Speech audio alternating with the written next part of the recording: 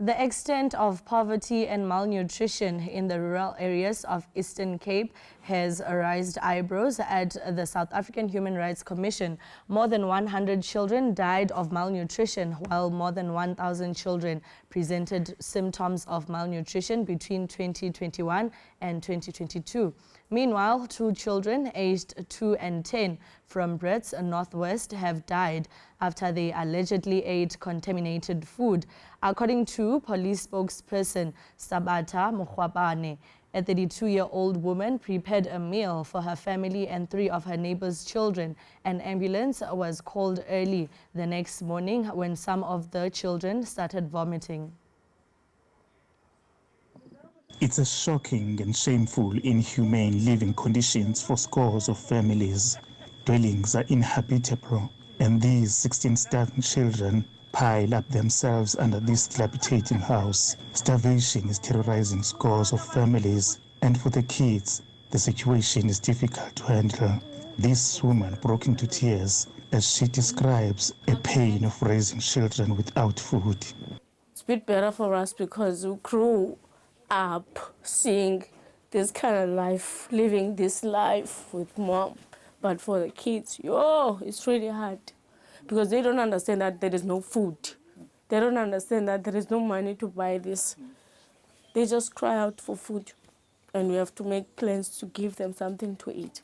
Just in front of me, here there is a cow dung. It's mixed with the sand. Then they use this to make sure that they fix these collapsing structures. If you can just look at here, you find that there is a hole here in this wall here. And then what they do, they just put the cow dung to make sure that at least the rain doesn't come through, or maybe the cold doesn't come through.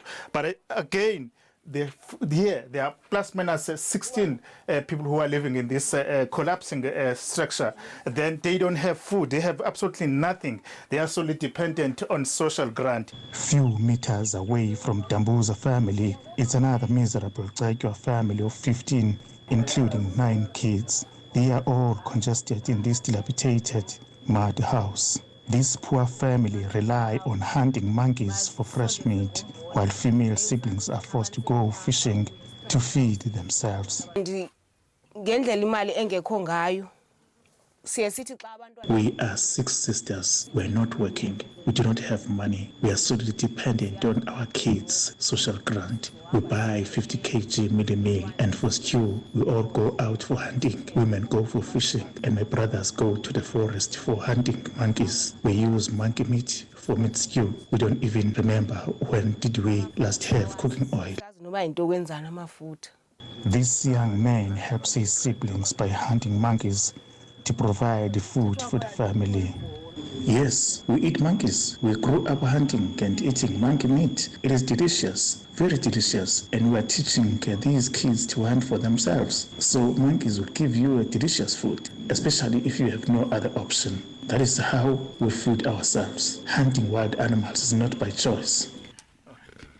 Many kids from this village end up here at this crèche. Some, they come here hungry, while others come with visible symptoms of kwashiorkor and diarrhea. Abantwana mhlawumbi ngamanye amaxesha baye babe ne-chicken pox. Sometimes these kids have visible kwashiorkor symptoms, chicken pox, diarrhea symptoms. Kids are starving. Parents do not have jobs, and it's hard for parents, and it's even worse for the children. Parents cannot pay school fees because they do not have money.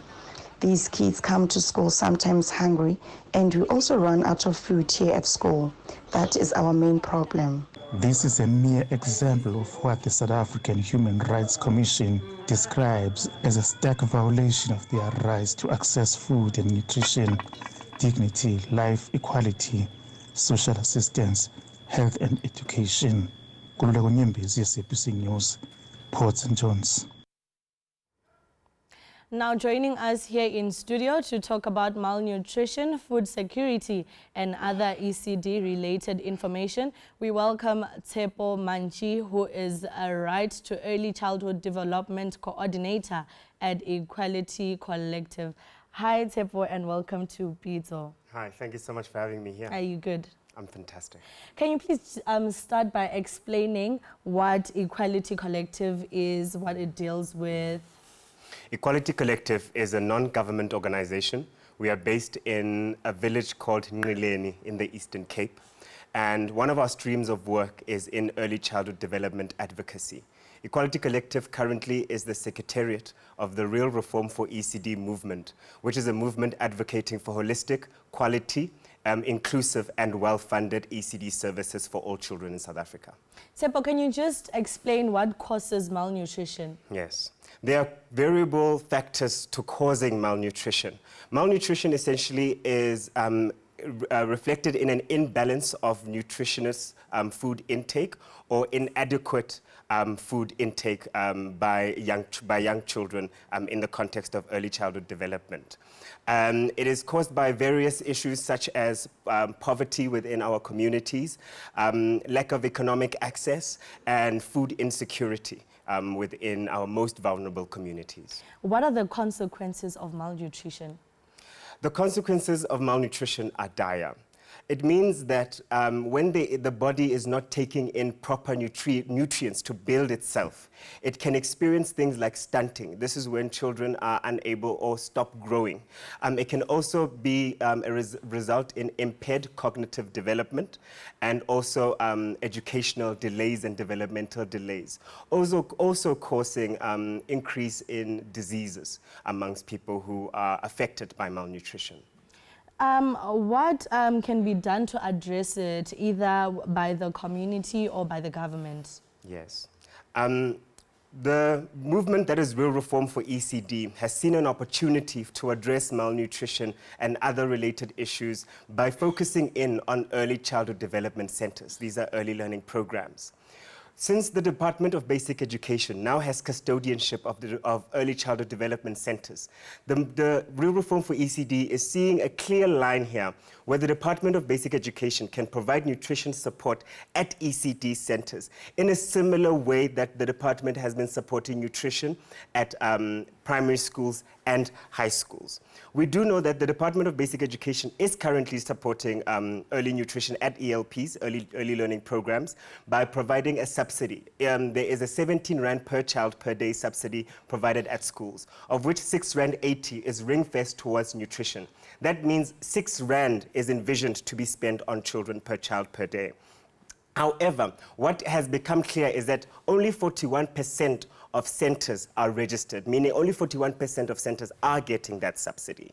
And then of those, only 33% of them are getting, 41% are registered, and then only 33% are getting the subsidy.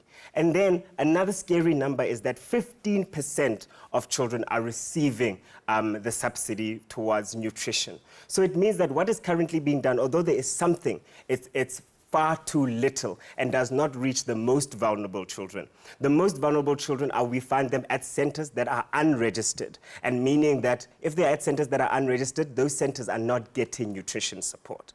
So what can be done here is the DBE taking up the opportunity, since they are the custodian of ECD, to roll out an ECD nutrition program to all ECD centers regardless of their registration status. Tshepo, if you can just explain what other health problems can a child maybe encounter with malnutrition?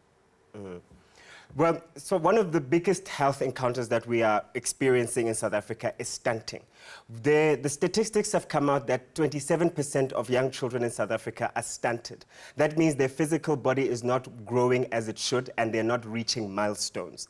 And beyond even the physical, nutrition is very important in building the brain development and how children attain and make sense of the world around them. So this means that when malnutrition, a child is affected by malnutrition, throughout their whole schooling career, they will experience challenges, and these might bleed into their adult life due to the lack of nutritious food in their young life.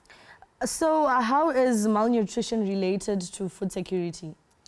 They're very much related. When we talk about food security, we are talking about a state where everyone has access to food at all times. And we're talking about physical access and economic access.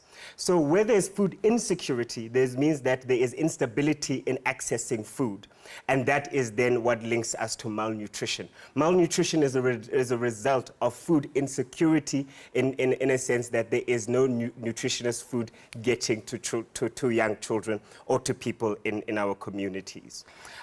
If I may add, and I think where we need to focus on food insecurity is at early learning programs, because ECD centers, because most of them are not receiving this subsidy, it means that they're relying on parents to pay school fees, and those school fees are then used to provide nutrition. But what we know is that in our most rural and our most underdeveloped communities, parents are unable to pay school fees. So if ECD centers are costing 500 Rand, parents are unable to pay that, meaning that ECD centers themselves are unable to be secure in their food, and they are unable to force parents to pay when parents are just unable to.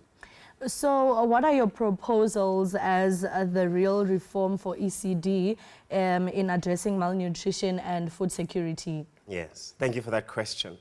This is not a one-person job to fix, and collaboration is at the heart of how we engage with early childhood development in general, and also specifically with food.